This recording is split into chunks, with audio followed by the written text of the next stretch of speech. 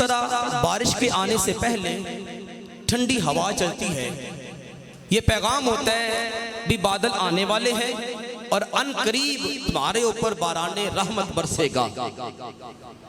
जिस तरह हवाएं मौसम की तब्दीली का असर देती हैं, खालिक कायनात ने इंसानों के अंदर के मौसम को तब्दील करने के लिए भी रहमत की बारिश और हवा चलाई।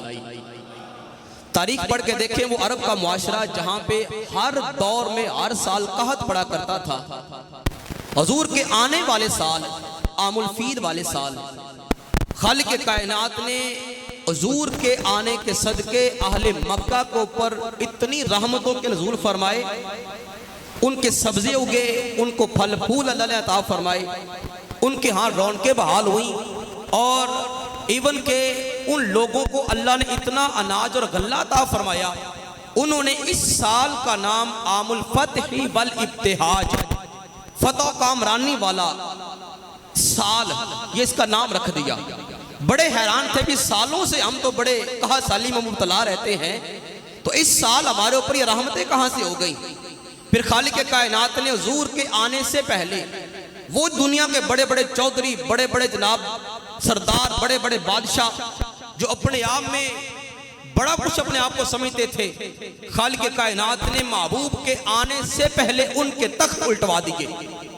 फरमाया तुम्हारी सरदारियां नहीं चलेंगी, तुम्हारी हुकूमतें नहीं चलेंगी, बादशाह तुम्हारी नहीं चलेगी, अब बादशाहों का बादशाह मोहम्मद मुस्तफा आने वाला है।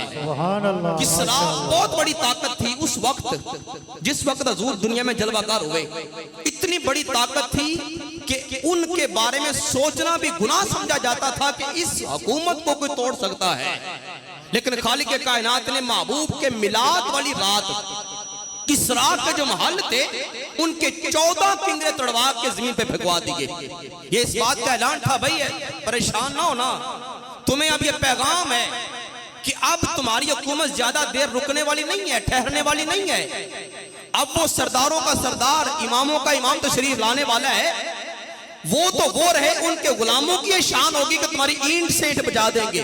और उमर फारूक के दौर में आपको पता है साद इब्न अबी वक़ास रज़ियल्लाहु ताला अन्हु गए थे किसरा को फतह करने के लिए, ईरान के बादशाहों के गले में लगाम डाल के उनको खींच के उमर फारूक की बारगाह में लेके आए थे। फरमाया मेरा महबूब आने वाला है। वो सावा की नदियां जो हजारों साल से पहले बंद थीं, हर साल कोई दोशीजा कवारी बच्ची तैयार करके दुल्हन बना के उसके अंदर फेंकी जाती, वो चलना शुरू हो जाती।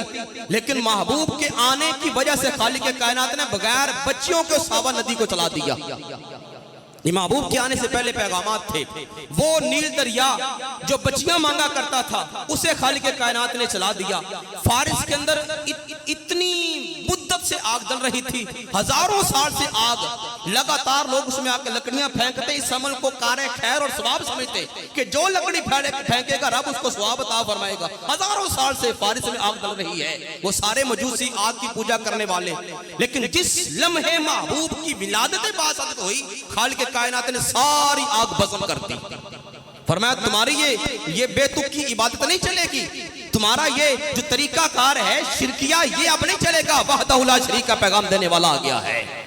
वो मक्का के अंदर वो सरजमीने हरम में जो 360 बुत खड़े हुए थे, इतने बड़े बड़े बुत कि उनके फाउंडेशन और फर्श तक इंसान का हाथ भी नहीं पहुंचता था। अभी उनकी हाइट इसके ऊपर है, कद इसके ऊपर है, इतने बड़े बड़े बुत उन्होंने जनाब सरिये और सीमेंट उस हिसाब का जो भी उसका मटीरियल था उसे तैयार करके खड़े किए हुए थे।